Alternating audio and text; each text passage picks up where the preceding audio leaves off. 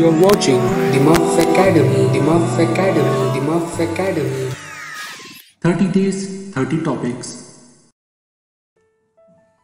Hello everyone, finally it's day 7 and I think this is the last part of colligative property, that is depression in freezing point from solutions.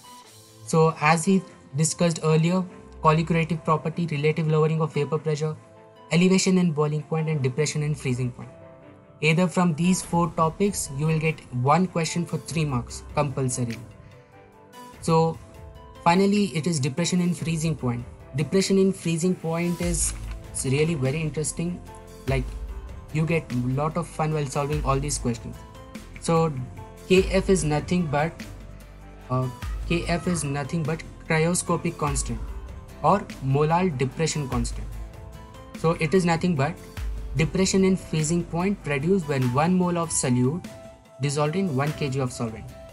So yeah, these kinds of definitions such as this cryoscopic constant, and earlier we discussed ebullioscopic constant. This may be asked for 1 mark also. So have a look onto these also. Yeah.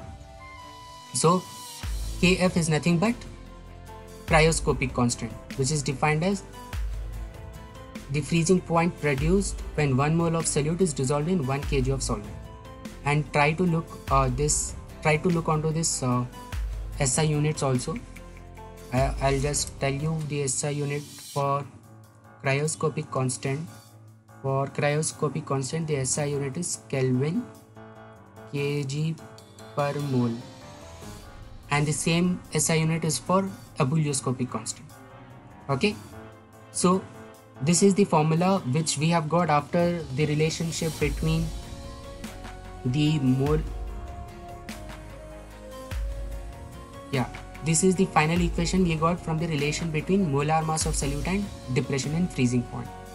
So again, this depression in freezing point is same as elevation in boiling point, but the only difference here what you can see is the cryoscopic constant and delta Tf.